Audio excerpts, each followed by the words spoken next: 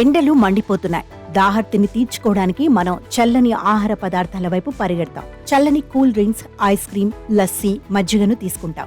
సాధారణంగా మన పూర్వీకులు ఎండాకాలం ఎవరైనా అతిథులు ఇంటికి వస్తే మజ్జిగ మొదటగా ఇచ్చేవారు. ఇది వడదెబ్బ తగలకుండా, మనం డీహైడ్రేషన్ కు లోనవ్వకుండా కాపాడుతుంది. అంతేకాదు, మజ్జిగ మన ఆహారంలో చేర్చుకోవటం వల్ల బ్లడ్ ప్రెషర్ స్థాయిలు అదుపులో ఉంటాయి. అయితే ఏదైనా అతి మనకు చేటును చేస్తుంది.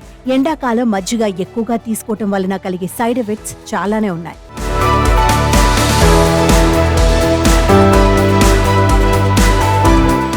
మజ్జిగలో పోషకాలు పుష్కలంగా ఉంటాయి. ఇందులో calcium, sodium, fibre, vitamin B12 పుష్కలంగా ఉంటాయి.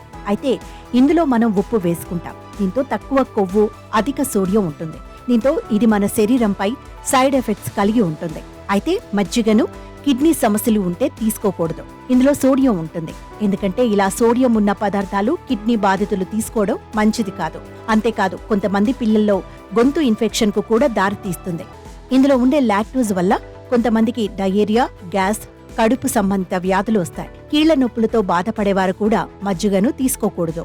మజ్జిగ జలుబు సమస్య ఉన్నప్పుడు మరీ ఎక్కువ చేస్తుంది. దీంతో సమస్యతో అతిగా బాధపడాల్సి ఉంటుంది. అంతేకాదు, మీరు తామర వ్యాధితో బాధపడుతున్నప్పుడు కూడా మజ్జిగకు దూరంగా ఉండాలి. ఇది వ్యాధిని మరింత తీవ్రతరం చేస్తుంది. అంతేకాదు, అధిక కొలెస్ట్రాల్తో బాధపడేవారు కూడా మజ్జిగను తీసుకోకూడదు. జ్వరంతో బాధపడేటప్పుడు కూడా మజ్జిగ వినియోగించకూడదు. ఇది చల్లదనాన్ని ఇస్తుంది, కానీ జ్వరం సమయంలో మజ్జిగను వినియోగించకూడదు. రాత్రి సమయంలో మజ్జిగ తీసుకోకూడదని నిపుణులు చెప్తారు.